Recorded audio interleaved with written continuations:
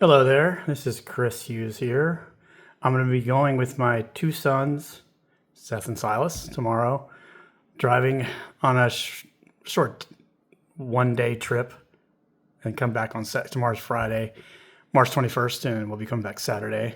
They're on spring break, so I had this idea that maybe find something strange and go investigate it, kind of like I've seen YouTube videos of people look at Google Earth and find something weird and decide to go hunt it down and identify it.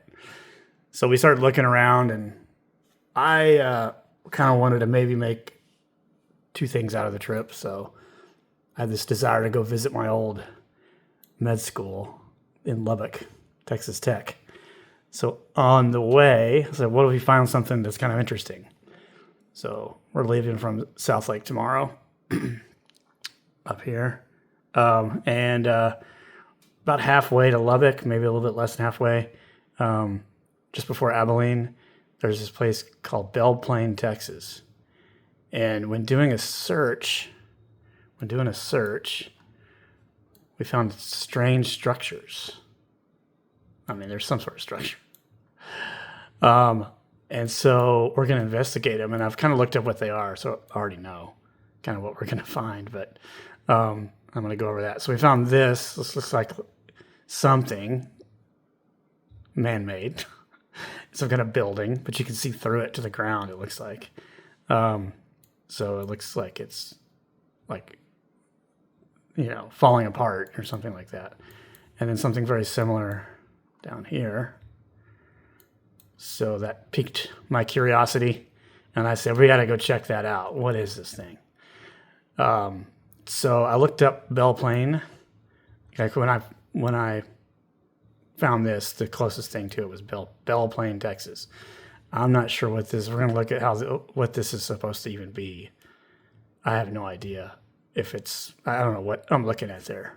But that's something else to. Sorry, that's something else to investigate. But we're gonna check this place out.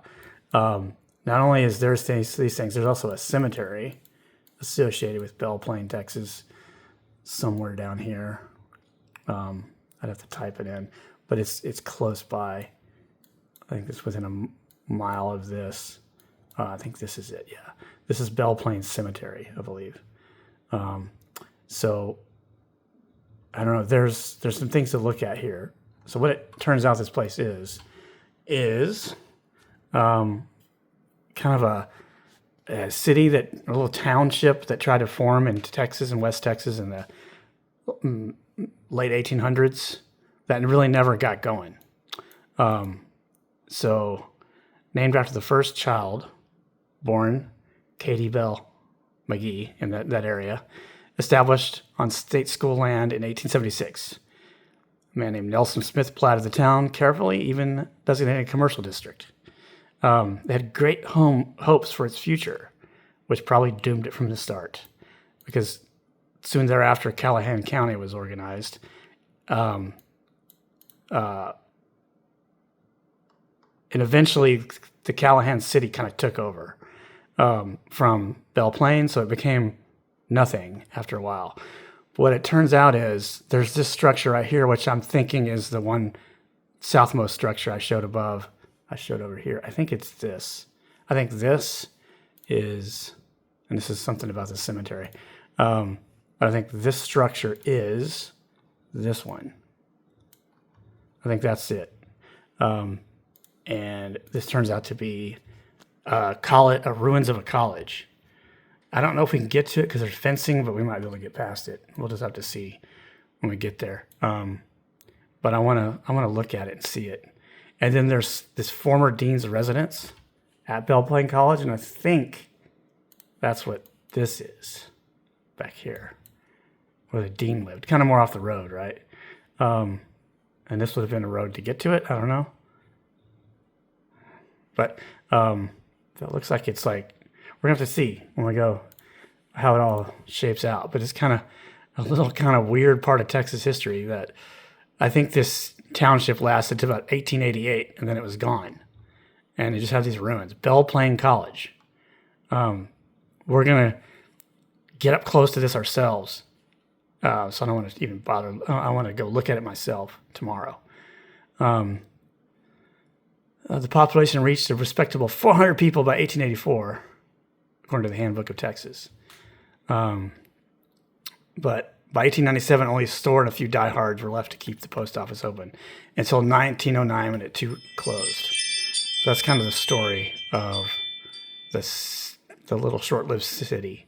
And there's a cemetery. The thing about the cemetery is, that makes it also kind of interesting, it's just supposed to be haunted. So what this says, people that hunt haunted houses and hunt paranormal activity have gone, people have gone here to try to see this apparition that's supposed to show up. And this true Western ghost town with a once rich and prosperous history. Now, that's not even true, based on the other thing I wrote. It had maybe a 30-year stint, I don't know. By the late 1800s, it was pretty much gone. And it only got started in the late 1800s.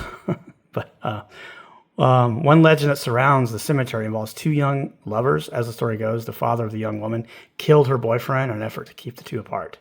It is said that the young woman then hanged herself over her lover's gravesite within the cemetery. Others have reported seeing large creatures and even a Bigfoot, which are said to guard an old Indian burial site at the back of the cemetery. So we're going to have to go look for all this. Other people have put notes in here about it. They've gone to check it out, is what I was saying. Some people have shown interest. So, we'll have to look and see what we think. But that's what we're going to do tomorrow. We're going to drive out there. It's about a 2 hour, 2.5 hour to 3 hour drive is what it looked like before when I looked at it. And then we'll leave and go off to Lubbock, which is over there. And I'm going to Saturday kind of walk around my old med school, show my son Silas, who's thinking about going to med school after college. So he's 14 now. So that's going to be our trip. I will be taking video of it as we go. All right. See you tomorrow doing that.